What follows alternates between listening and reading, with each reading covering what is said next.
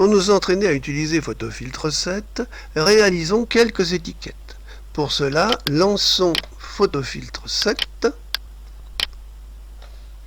et clique ici pour créer une première image qui va être une page de couleur unie.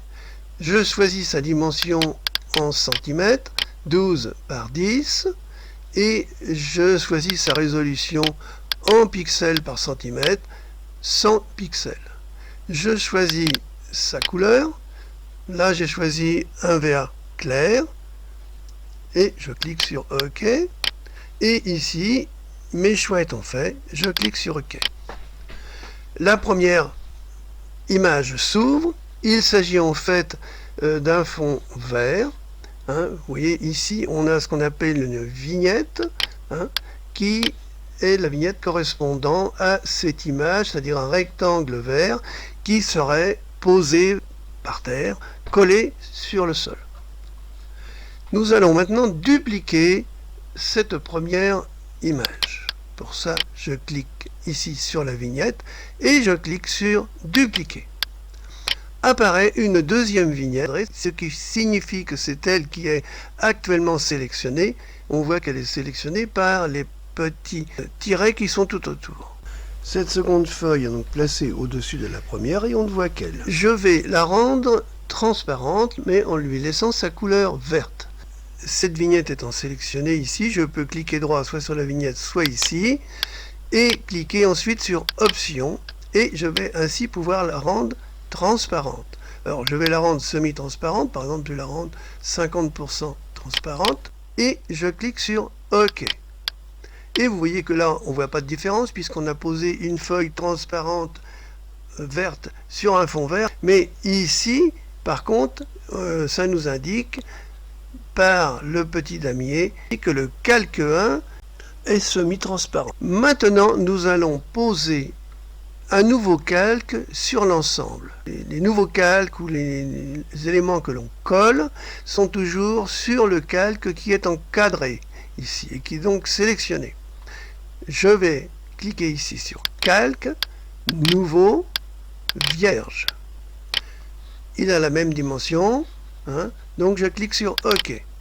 Voilà, vous voyez qu'ici, un calque 2 apparaît, qu'il est totalement transparent. C'est pour ça qu'il est représenté par un damier gris, et à droite, rien n'est changé, puisque on voit toujours le fond vert à travers cette vitre transparente. Maintenant, sur ce calque-là, je voudrais créer un cadre, mettons, couleur bois. Alors, pour ça, je vais d'abord le dessiner. Pour le dessiner, je vais cliquer ici sur la flèche, puis ici sur un cadre, sur le rectangle à bord arrondi. Je pars de ce point-là, à peu près, et en maintenant mon clic enfoncé, je me déplace de l'autre côté, jusque là. Je relâche. Vous voyez qu'il y a une zone en pointillé ici qui apparaît, avec la forme que j'ai voulu, et on voit par contre que ce qui est sélectionné maintenant, c'est l'intérieur de cette zone-là. Or, moi, c'est l'extérieur que je veux colorier. Donc, je vais être obligé d'inverser cette sélection en cliquant droit dedans et en cliquant sur inverser la sélection ici. Maintenant, on voit que ce qui est sélectionné entre les pointillés, c'est bien la zone extérieure. Et je vais pouvoir maintenant la peindre. Pour ça, je vais ici cliquer sur le pot de peinture, l'outil de remplissage, et je vais ici cliquer sur motif. Il me propose différents motifs. Je vais par exemple prendre le motif bois que voici et je clique sur ouvrir. Maintenant, je vais aller dans la zone en question. Vous voyez mon petit pot de peinture et je clique. Voilà. Maintenant, faisons un clic droit sur la vignette de fond et cliquons ici sur visible. En fait, elle devient à ce moment-là invisible, puisqu'ici on voit la petite croix rouge. Et à droite, le damier montre que l'on est sur une feuille verte transparente. Maintenant, nous allons ouvrir une image de fruit. Pour cela, je clique ici et je vais sélectionner dans mon explorateur de fichiers cette image de fruit, par exemple, et je vais cliquer sur ouvrir. Vous voyez qu'une nouvelle image apparaît. Bon, elle est un peu petite, donc je vais cliquer ici pour agrandir un peu cette image et ainsi pouvoir travailler plus facilement dedans. Si je copie l'ensemble de l'image et que je la colle sur le fond vert, j'aurai mes fruits sur un fond blanc. Et je veux pas, je veux seulement les fruits. Pour cela, je vais utiliser la baguette magique, parce que tout autour, on a un fond blanc assez uniforme. La tolérance 30 pourra être changée si le résultat n'est pas satisfaisant. En maintenant la touche CTRL enfoncée, je vais cliquer dans la zone blanche. Cliquez plusieurs fois jusqu'à ce que j'ai sélectionné toute la zone blanche. Voilà, en quelques clics, j'ai à peu près sélectionné toute la zone blanche. Mais ce sont les fruits que j'ai besoin de sélectionner. Donc là encore, il faut que j'inverse ma sélection. Je vais donc cliquer droit dans la zone blanche et cliquer sur inverser la sélection. Je vais maintenant cliquer droit sur les fruits et cliquer sur copier. Maintenant donc l'image des fruits et l'image des fruits seulement est collée dans le presse-papier de notre ordinateur. Maintenant, je vais cliquer sur la première image, ici. Elle est à nouveau sélectionnée. Et je clique ici, sur la vignette du haut, pour coller mon image de fruit au-dessus de l'ensemble. Et maintenant, je clique sur Édition et Coller. Donc, mes fruits qui étaient dans le presse-papier apparaissent ici. Mes fruits sont un peu petits, je vais les redimensionner. Pour ça, clique droit dessus. Clique sur redimensionner le calque, je clique sur un des petits carrés et je tire en maintenant mon clic enfoncé. Pareil ici par exemple, toc, et je clique au milieu et je déplace en maintenant également mon clic enfoncé. Voilà, j'ai recentré mes fruits. Lorsque l'on a terminé ce redimensionnement, il faut impérativement faire un double clic pour dire qu'on a terminé. Pour améliorer encore mon découpage, je peux utiliser la gomme qui est ici. Alors je vais par exemple choisir ceci, vous verrez que le bord est un petit peu estompé, ce qui est plus naturel que si c'était un bord net. Hein. Et ici je vais prendre une dimension, je ne sais pas, 20 par exemple. Et je fais clic, clic, clic, clic,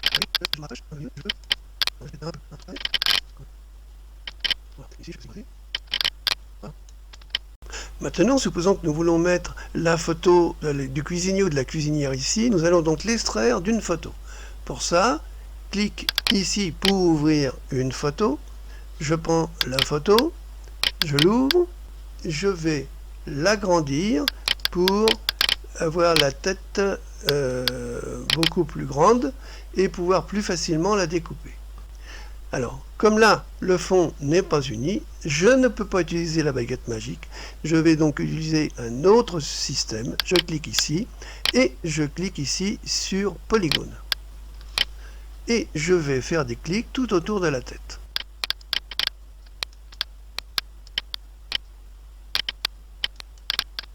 J'ai sélectionné, mais ma sélection n'est peut-être pas parfaite.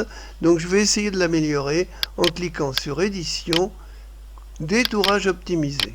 Là, je vais choisir un type de détourage. Donc par exemple du contour progressif. Si je mets une tolérance assez forte et que je regarde en cliquant sur aperçu, oh, je vois que ça se passe très mal. Je vais donc au contraire mettre 0 et je vais cliquer sur aperçu. Bon, c'est mieux, mais c'est pas très parfait. Je vais essayer lissage. Toujours pareil, je fais 0. Ah, là, je trouve que c'est mieux. Même peut-être si je mets 2. Voyons, aperçu. Bon, c'est pas trop mal. Hein, voilà. Donc, ici, je vais faire OK. Et ça me crée une nouvelle image de la tête sur un fond transparent. Maintenant, je vais copier cette image. Hein, édition. Copier. Donc, elle est maintenant dans le presse-papier. Clique sur la première image pour y retourner. Maintenant, je vais mettre la tête dans un petit médaillon que je veux mettre ici au coin. Pour ça, je ne vais pas travailler sur ce calque pour être plus clair. Je vais ajouter un nouveau calque. Calque nouveau vierge. Et de la même dimension. OK. Voilà, il s'ajoute ici au-dessus. Et je vais pouvoir travailler dedans. Pour ça, Je vais maintenant ici cliquer ici et cliquer ici sur l'ellipse, le cercle. Et je vais ici dessiner mon médaillon, mon cercle que voici. Maintenant, je veux le colorer. Pour cela, je vais choisir une couleur en cliquant ici. Je vais choisir ma couleur, par exemple ici, un bleu très clair. Et je vais cliquer sur OK. Voilà, je choisis ma couleur. Et maintenant, je prends le pot de peinture et l'amène à l'intérieur de mon cercle sélectionné. Je clique dedans et c'est peint. Maintenant, je vais ajouter la tête dedans. Pour cela, comme je l'avais tout à l'heure copié dans le presse-papier, je clique sur Édition, Coller. La tête apparaît ici, donc je vais la déplacer en cliquant dessus, en maintenant le clic jusqu'ici, et je vais l'agrandir en faisant un clic droit et en faisant redimensionner le calque. Voilà. Je l'agrandis un peu. Et je clique dedans aussi, si je veux la déplacer, voilà. Et je fais un double clic pour dire que j'ai terminé mon redimensionnement. Maintenant, je peux écrire que c'est des confitures. Pour cela, je clique sur Texte. Je choisis ici le type de police, par exemple Jokerman. La couleur, voilà, on choisit ici la couleur que l'on veut. La taille, j'ai pris par exemple 70. J'ai cliqué gras. Et j'ai écrit confiture, et là je suis allé à la ligne en appuyant sur Entrée de fraise. Et je clique sur OK. Je déplace le texte en cliquant impérativement sur une lettre et en déplaçant tout en maintenant le clic. Nous allons maintenant ajouter quelques effets d'ombre. D'abord sur le cadre. Pour cela, clique sur la vignette, puis clic droit dans le cadre. Puis, Options. Dans Options, vous voyez, j'ai ombre portée, je coche, et je vais choisir une couleur, ceci, et je vais mettre une dimension, par exemple, 20. Ici, et 20 ici. Ça, c'est la dimension verticale et horizontale. Lisser 6, bon voilà, et on dit OK.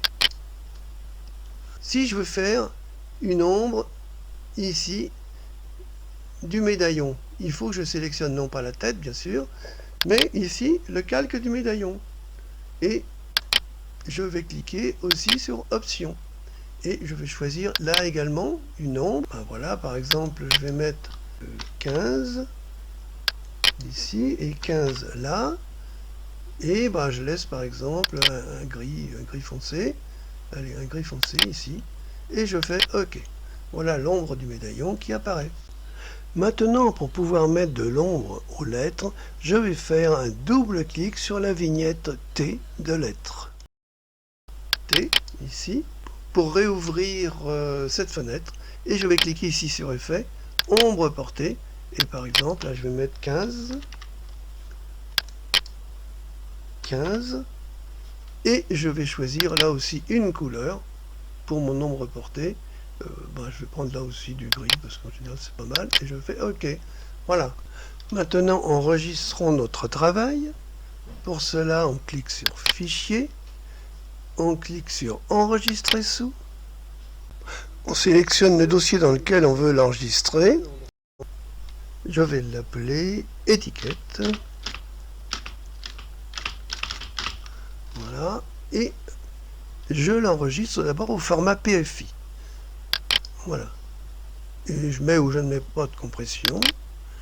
Voilà. Et là, ça me donne un premier enregistrement qui me permet de retrouver tous les calques qui sont ici si je rouvre mon fichier. Maintenant, faisons un deuxième enregistrement. Fichier, enregistrer sous toujours. Et là, je vais choisir le format PNG. Donc là, maintenant, c'est une image, une seule image, mais elle va conserver la transparence qui est ici. Maintenant, faisons un troisième enregistrement. Fichier, enregistrer sous, mais je l'enregistre maintenant au format JPG. Donc là, c'est le format photo classique, qui est complètement opaque, il n'y a plus de transparence de conserver. Enregistrer. Oui. OK. Maintenant, nous aurions pu choisir un cadre plus simple. Pour ça, revenons un peu en arrière en supprimant certains cadres. On va supprimer cette vignette de cadre ici. Voilà. On va supprimer cette vignette de calque transparent vert. Supprimer.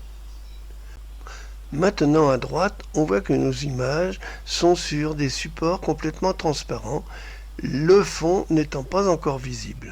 Maintenant, rétablissons le fond en cliquant droit dessus et en cliquant sur visible. Ben voilà, nous sommes sur un fond vert opaque. Maintenant que l'on a un fond vert opaque, on peut travailler dessus parce que tout à l'heure, on ne pouvait pas faire ce qu'on va faire maintenant. Alors, pour cela, nous allons cliquer sur Images et sur Encadrement extérieur. Et là, nous allons choisir une largeur. Par exemple, ici j'ai mis 25, c'est pas mal.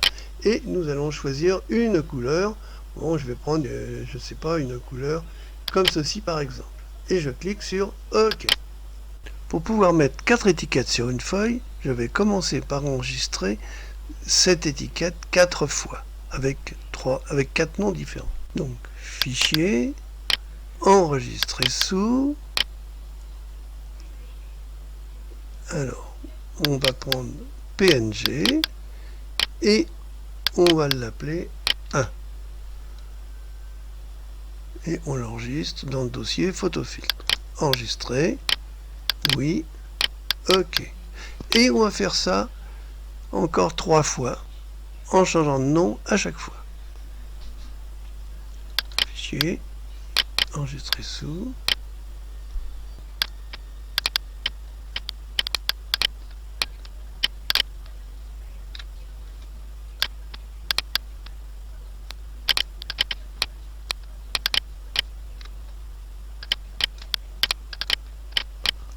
Maintenant, clique sur Outils, Module externe, Planche contact.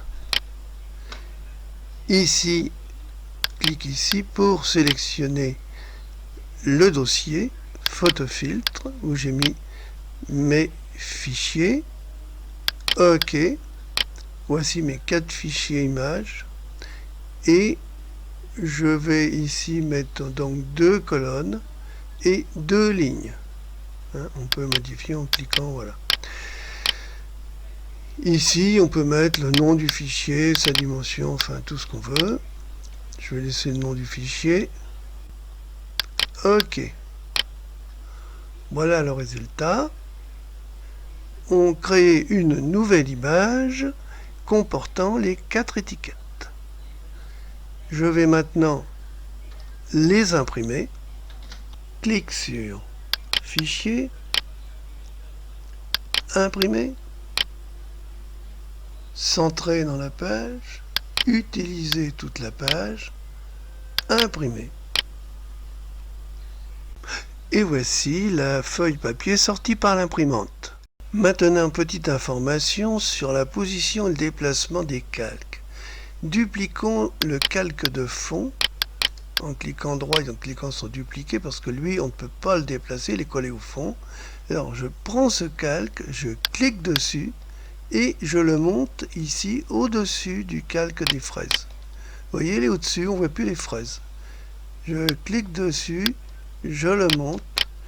Il est maintenant au-dessus de la tête a disparu, je continue, je le monte au-dessus du texte et le texte a disparu, tout puisqu'il est caché par ce calque.